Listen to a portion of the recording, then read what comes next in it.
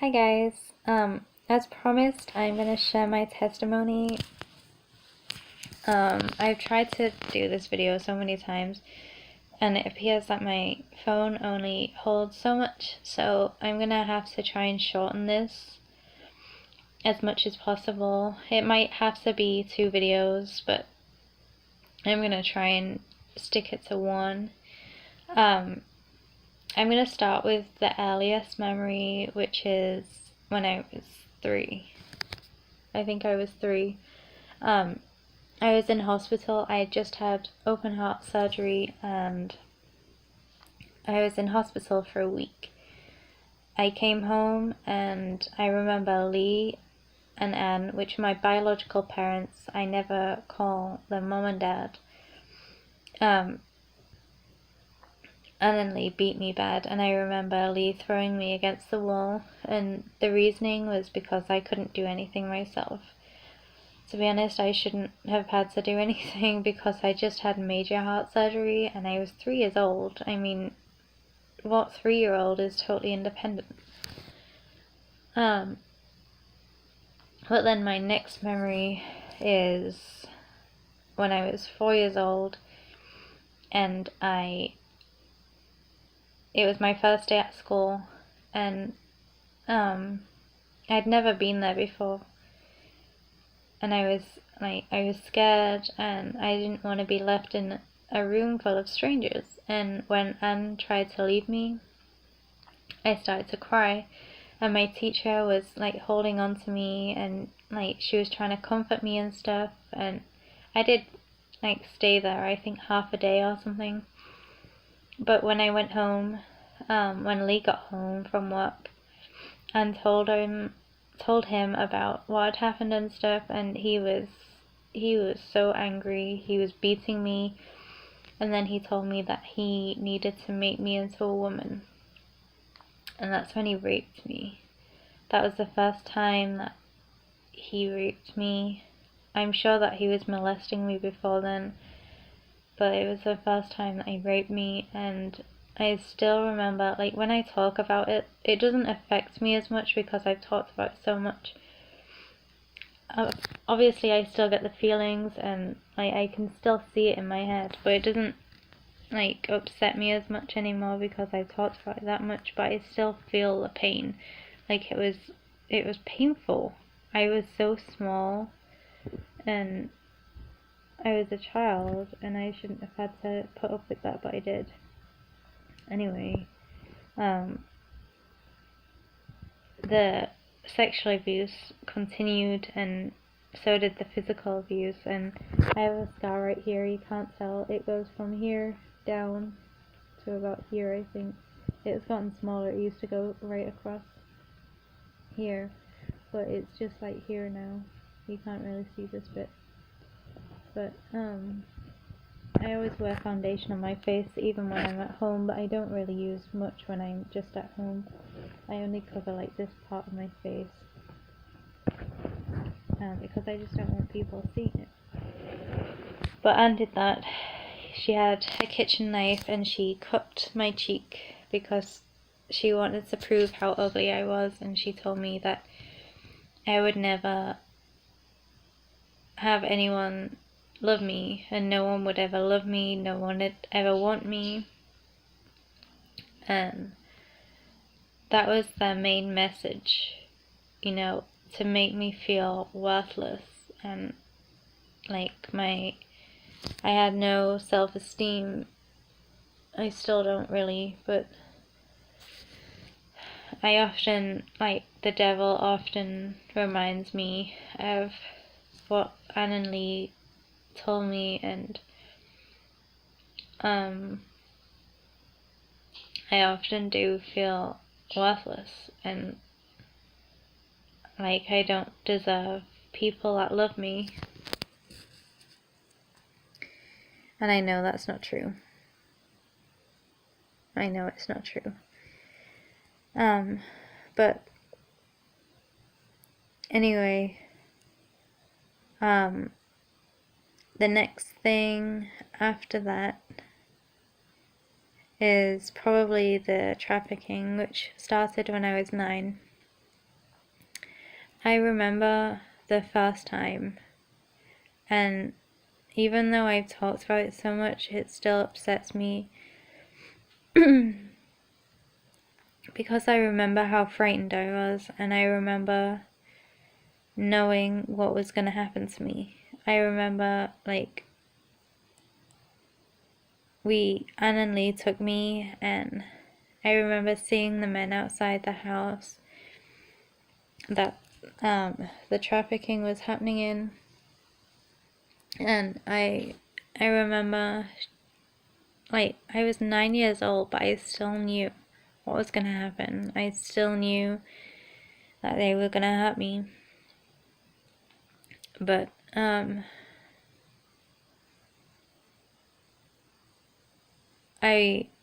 I walked up the path. I wouldn't get out of the car at first, and then Lee was threatening me. So I got out of the car and I was walking up the path to the door, and the men that was stood outside, they were smoking, and I remember seeing the smile on their face. It was the same smile as what Lee always had on his face, and I knew. That just proved what I already knew. I tried to run away, but Lee had a tight grip on my hand, on my arm, and I remember walking in and I saw the mattresses on the floor, and it was the mattresses were all stained, and I just remember crying. I just remember crying so hard, and Lee slapped me across my face and told me to grow up, but the tears wouldn't stop. I looked around the room and I saw all of these men. There was like more than 10 men there, and I just knew. I knew that I was gonna be raped. And they pushed me down on the bed and they all took hands, and that memory is the hardest one. Because I remember how scared I was, and that was the only time that I let myself in the room.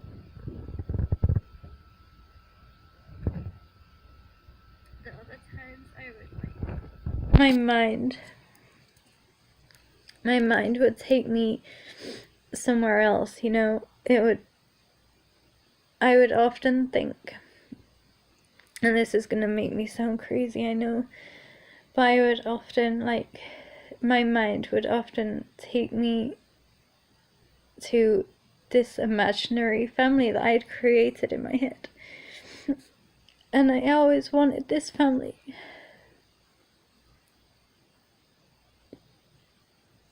And I always wanted a mom to love me and a dad that would protect me.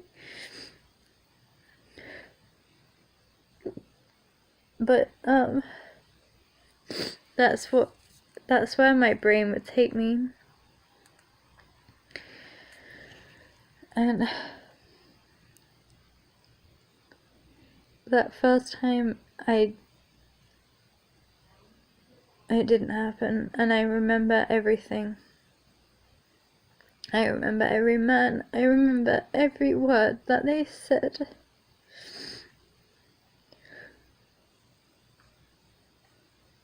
And this didn't just happen once. This happened for years. This happened until I was like almost 19. So 10 years I was being trafficked. And there was other children there all the time, and I couldn't do anything. I couldn't save them. I couldn't do anything. But anyway,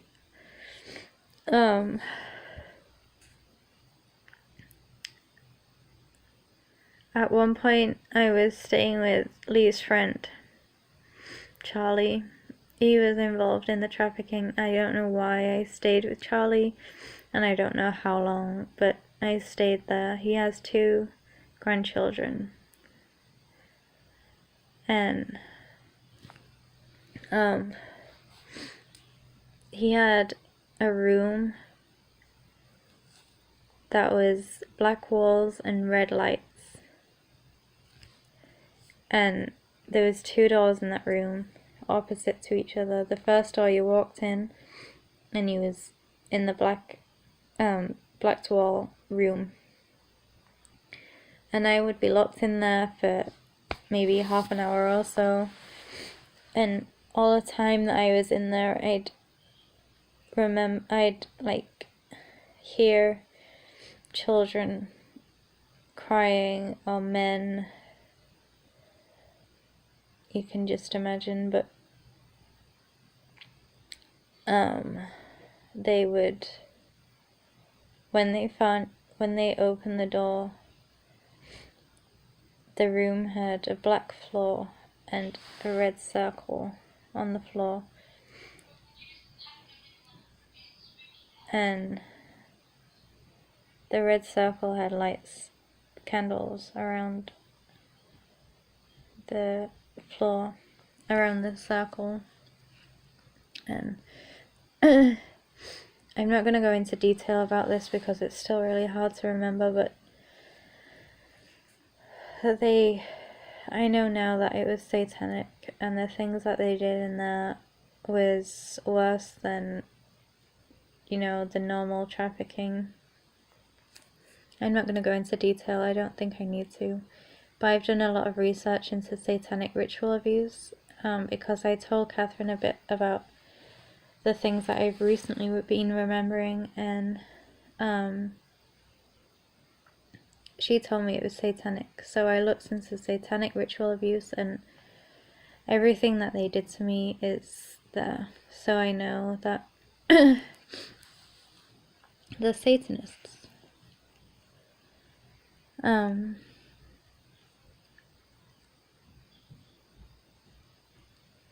don't know, it's just really hard to remember. But in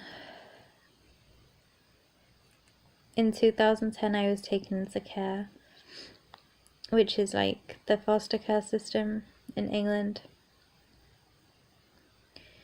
And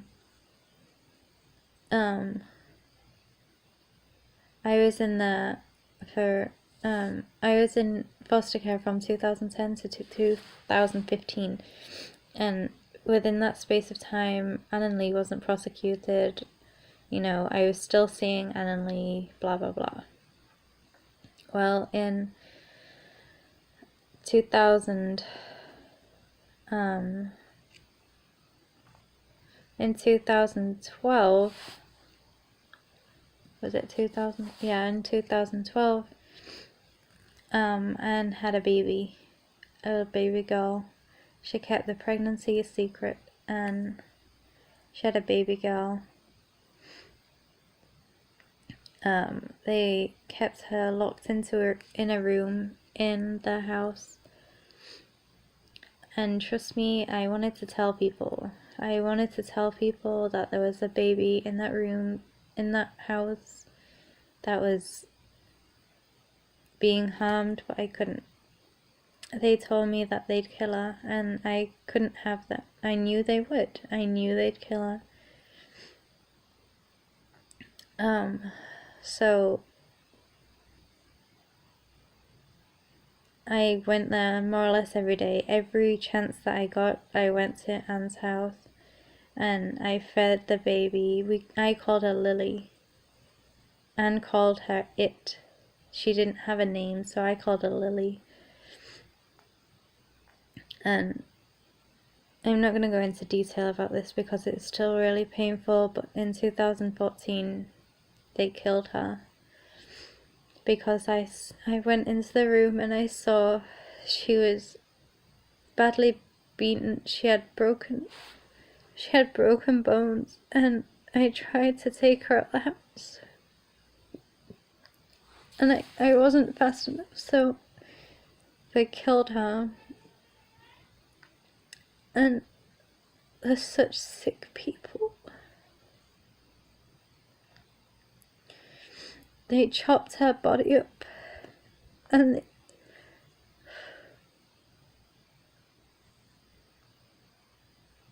they chopped her body up, and they made me dig holes for her body.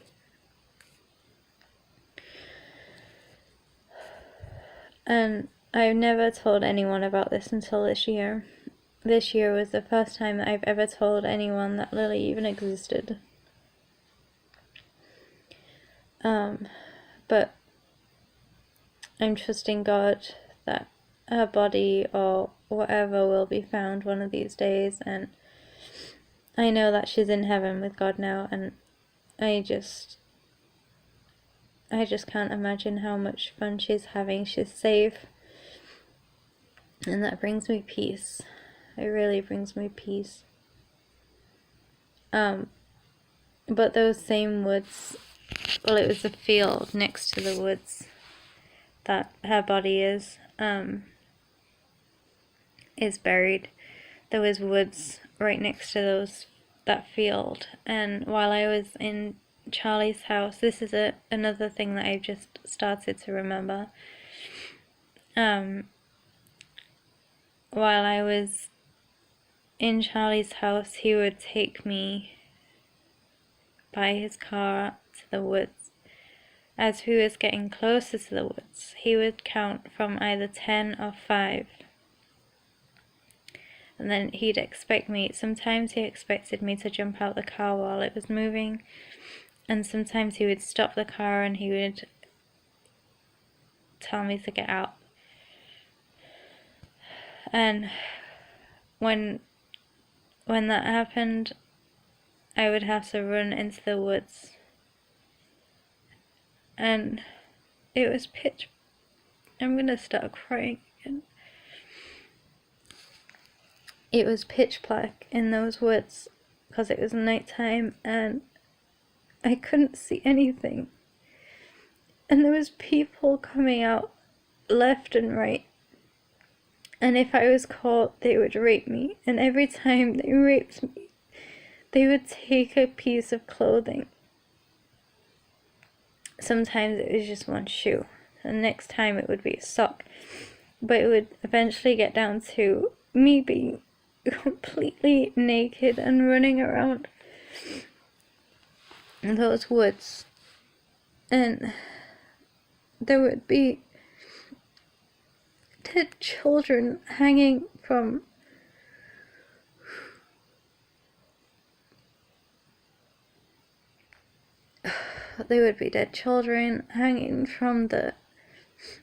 the trees, and I knew that if I even tried to fight, they would kill me. But when I got back in the car with Charlie, he would act like nothing has happened. He wouldn't give me any clothes. I would have to sit there with nothing on, and his hands would always be all over me.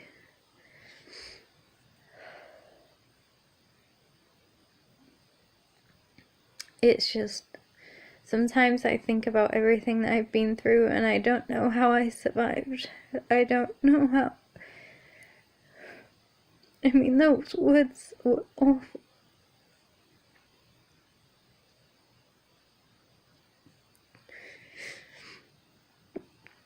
Out of everything, apart from Lily, out of everything, those woods are what disturbs me the most.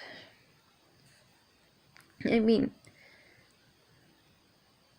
I could be running around those woods for like 2-3 hours, and probably longer, and people would be coming out of every direction, and they would rape me.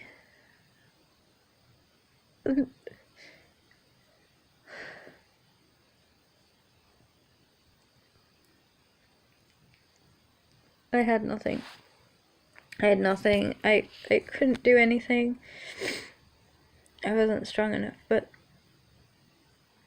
that's basically what my childhood was like. It was one torture after another torture. I'm sorry that I'm going back and forth, but it's hard to put things in chronological order. When you're, when it's just hard to talk about. But Lee made me pregnant. Well, I'm guessing it was Lee. It could have been any of the men. And Anne was pregnant at the same time. And it was November 2011 that I found out that I was pregnant. In December, Lee found out, and on New Year's Day, I can't remember if it was New Year's Eve or New Year's Day, I miscarried. Well, he killed the baby. He was kicking me, he threw me against the wall. It's hard to think about that too, but anyway, that's my childhood, if you can even call it that. But God first met me, like really met me, in 2015. I did a blog, like my Twitter is all about raising awareness for sexual abuse. I feel like that's the calling that God has on my life, to help children that have been through similar to me. And I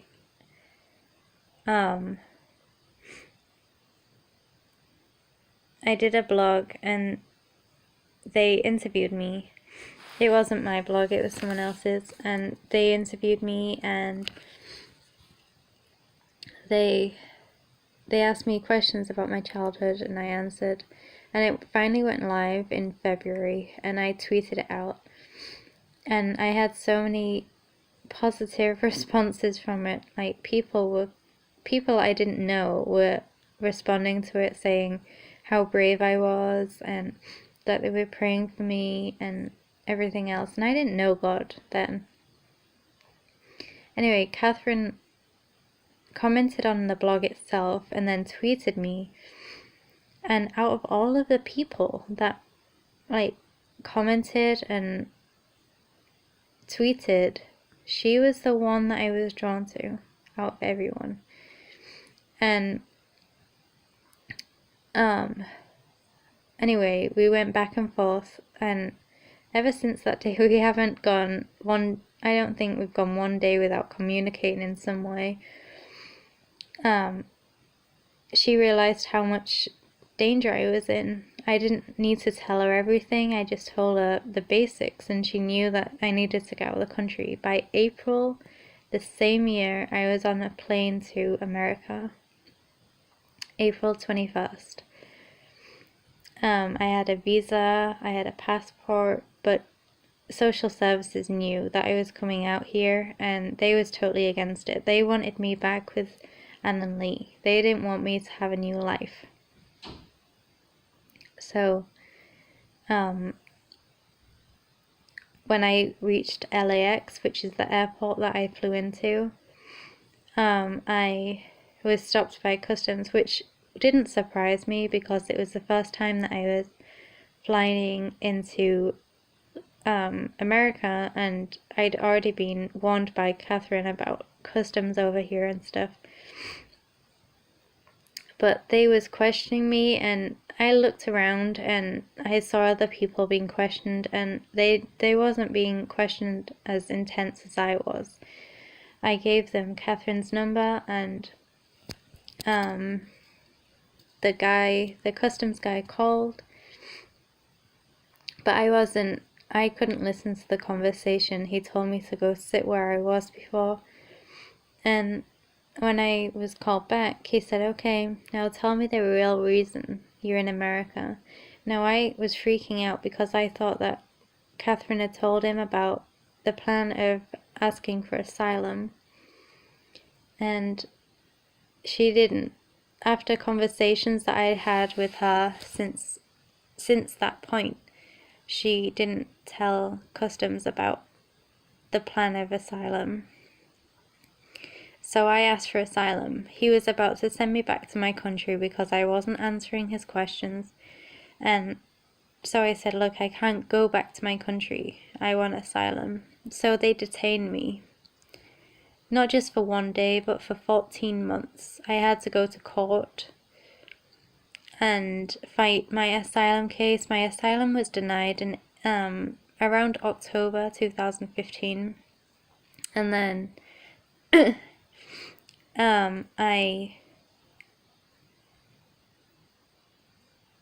I was given a 40,000 bond to be released from jail. Now that was the only way to get out. So I had to stay in jail until June 28th of this year, and I was released. God showed us a path that we could go down to pay the bond, and we did. But my case isn't secure yet. There's other paths that I can take. I'm running out of time on this video, and it's going to cut me off shortly, so I don't have enough time to really go into the detail. But while I was in jail, I met God. Like, Catherine would always talk to me about God when I was in England, and I would just dismiss it. I'd be like, no, I'm not listening to that. You know, I don't believe that. But it was in music, the detention center that I was in. It was a jail, really. That's when I saw God move. Like, I saw him in such big and mighty ways, like powerful ways. And I can't believe how many, I've started writing a list of how many times that God has really shown himself in my life since I've known him. And the list is so long.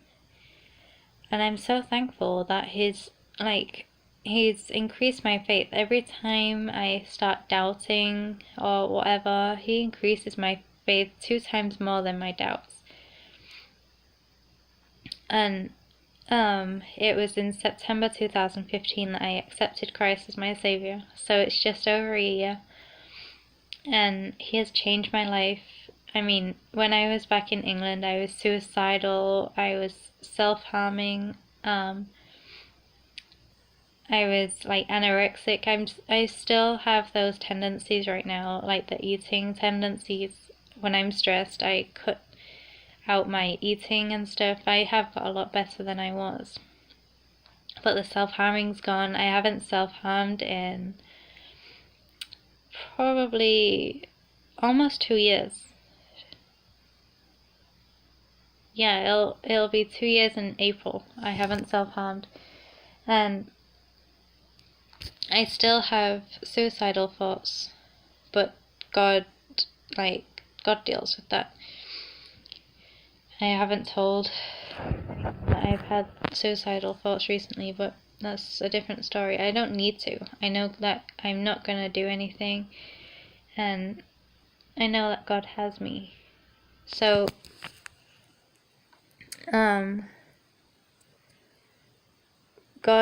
he started healing me in ways that I never thought I'd be able to be healed in.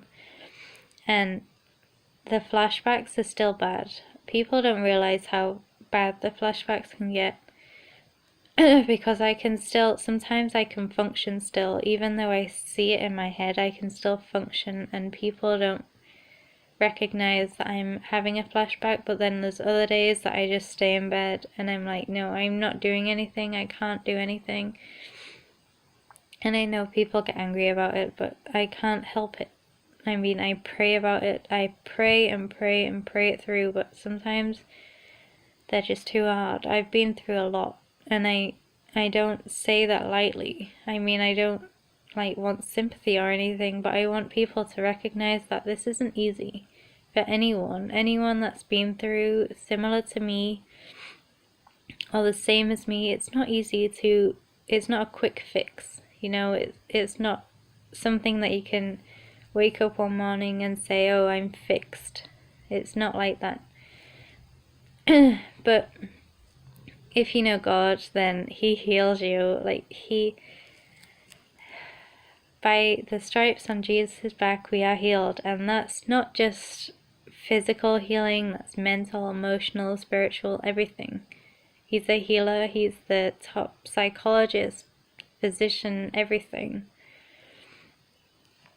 And I mean, the biggest thing for me was the forgiveness. I mean, I forgive Anne and Lee for what they do. That doesn't mean that I think it's right or that it should have happened or that I even blame myself anymore, because I did go through a stage of blaming myself for what they did. But I forgive them because God forgives me.